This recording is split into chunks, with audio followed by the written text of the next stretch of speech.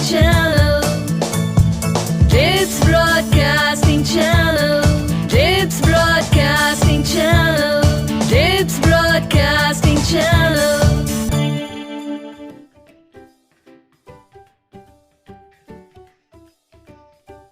सूरज एक टिंग टिंग टिंग, चंदा एक टिंग टिंग टिंग, तारे अनेक टिंग टिंग टिंग। हाय माय मंचकिन्स, कैसे हैं आप? सूरज एक है, चंदा एक है, मगर तारे तो कितने सारे हैं। और मेरे प्यारे प्यारे तारे इस वक्त घर में बैठकर अपने पापा मम्मा के मोबाइल पर देख रहे हैं Dips broadcasting channel. Hello ji, I am your friend Monika Mehta. तो चलिए शुरू करते हैं आज का programme with lots and lots and lots of information.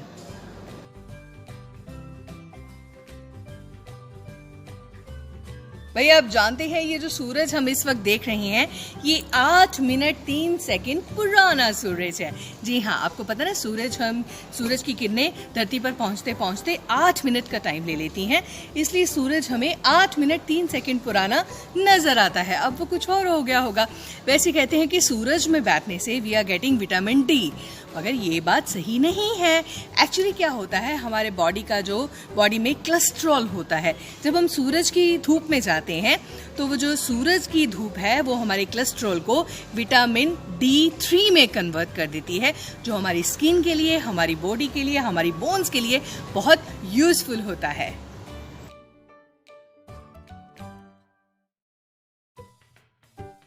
दुनिया का सबसे छोटा वर्ड कौन सा है? ओके। कुछ करना है, ओके। आपने ये काम कर लिया, ओके। आप ये काम कर दोगे, ओके। अच्छा मैं चलता हूँ, ओके। ये पकड़ लो, ओके। हर चीज में okay okay okay. So okay is the shortest word of this world.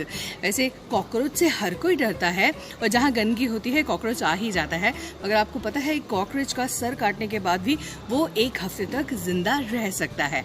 और कॉकरोच अगर ह्यूमंस को टच कर लें तो वो अपने पैरों से सारी गंदगी दूर करते हैं। उनको ह्यूमंस अच्छे नहीं लगते, जैसे हमें कॉकरोच अच्छे नहीं लगते। अच्छा एक बात कभी आपने नोटिस की है, ये जो कॉकरोचेस होते हैं ये अगर उल्टे हो जाएं, यानी कि इनकी पीठ जमीन पर हो और पैर ऊपर हवा में हो, तो ये जल्दी सीधे नहीं हो पाते हैं। और जब ये सीधे नहीं हो पाते तो कई दिन ऐसे भूखे रह जाते हैं और फिर ये मर जाते हैं। यानी कि उल्टा होने पर इनके मरने के चांसेस ज्यादा हो जाते हैं।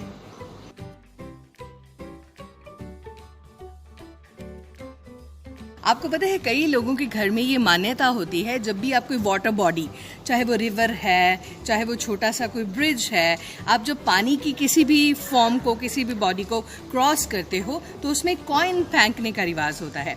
आप चंडीगढ़ चले जाओ, चंडीगढ़ में एक रॉक गार्डन है जो नेक चंद जी ने बनाया हुआ है, best out of waste thing से, टूटी हुई टॉयलेट सीट से, चूड़ियों से, बोरियों से और पता नहीं क्या क्या बॉटल्स वगैरह उन्होंने यूज़ की हैं।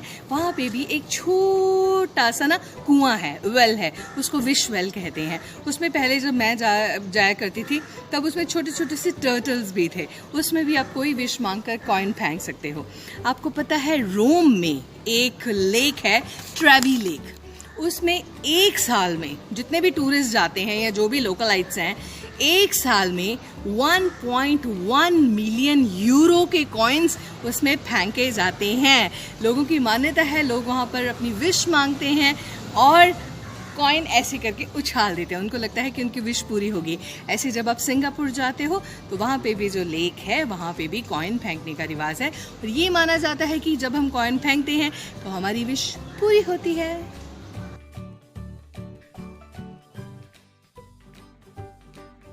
ओह माय गॉड, इस लॉकडाउन पीरियड ने तो मतलब लोगों की ना रोजगार की कमर ही तोड़ दी है, बैकबोन ही पूरी इकोनॉमी की शैटर्ड करके रख दी है।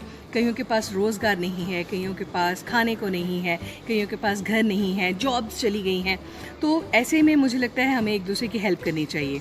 झारखंड में एक किसान था, 25 साल का बच्चा, उसने बड़े प्यार से कुछ तरबूज उगाए, 5 टन की उसकी फसल हुई, मगर लॉकडाउन था, किसी ने खरीदी नहीं। तो उसने क्या किया, वो आर्मी हेडक्वार्टर चला गया वहाँ का, झारखंड का। कहता सर मैं अपनी पूरी फसल ये जो जवान हैं सेना के, इनके नाम करना चाहता हूँ। तो वो इतने लोग खुश हुए कि सिख रेजिमेंट सेंटर SRC ने क्या किया कि उस किसान की पूरी फसल बाज़ार के दाम पर उठा ली। वो कहते हैं हमें तेरा जेस्चर ही बहुत अच्छा लगा कि तुमने कहीं इधर उधर नहीं फेंके, कहीं गुस्सा नहीं निकाला, चुपचाप वो सारे सेना के नाम किए, तो चलो हम तुम्हें वो पूरा मूल्य देते हैं, उसकी पूरी कीमत देते हैं। तो इसको कहते हैं ह्यूमैनिटी। अगर आप भी ऐसा कुछ कर सकते हैं तो गॉड बहुत खुश होगा और आपको बहुत सेटिस्फेक्शन मिलेगी।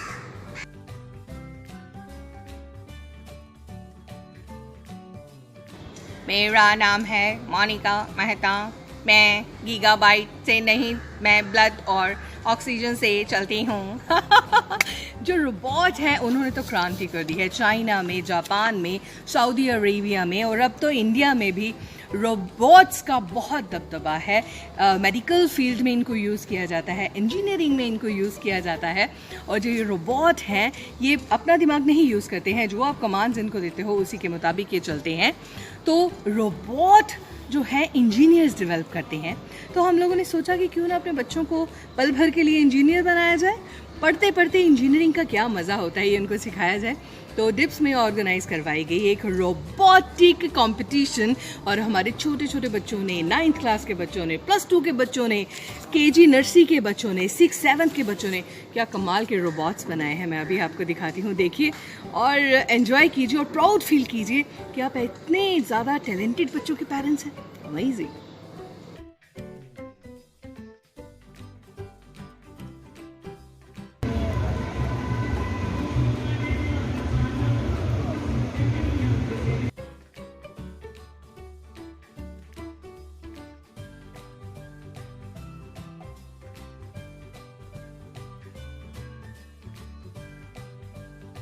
फ्रेंड्स, कुछ दोस्तों के नाम अपने प्रोग्राम में शामिल कर रही हूँ जो नए हमारे साथ जुड़े हैं। एंड मैंने जैसे कि आपको कल बोला था, मैं बताऊंगी आपके थॉट कि आप डिप्स ब्रॉडकास्टिंग के बारे में क्या सोचते हैं, आपको सीखने को क्या मिलता है। तो सबसे पहले नाम Gursharan Kaur, Gurkirat, Rani Saini, Srishti Chopra, Sukhwinder, Ajit Bharti, Parvinder Kaur, Jaspreet, Tripad, Baljit, Harshita, Gavy Sandhu, crazy tuber, phone gamer, Vanshdeep, Mohit Toora, Meenakshi Gupta, Ridhima Upadhyay, Gurdayal Bains, Preet Bedi, जीएश vlog, VIP Arsh whitey and Praveen Kumar. अब मैं आपको बताती हूँ, हमें इराधान किचन इन्होंने लिखकर भेजा है कि we love the knowledge which you are giving us and we really love this channel. DIY always, ये है गुनूर कौर 8th क्लास की। इन्होंने लिखा है कि we are learning how to be positive in life through dips broadcasting channel. Srishti Chopra हैं जो 8th class की स्टूडेंट है, ये हमें लिखती हैं कि we are getting the knowledge as well as we are knowing that how to motivate ourselves, how to be happy, and this life is a God gift and we have to make ourselves very proud for our parents and for our country.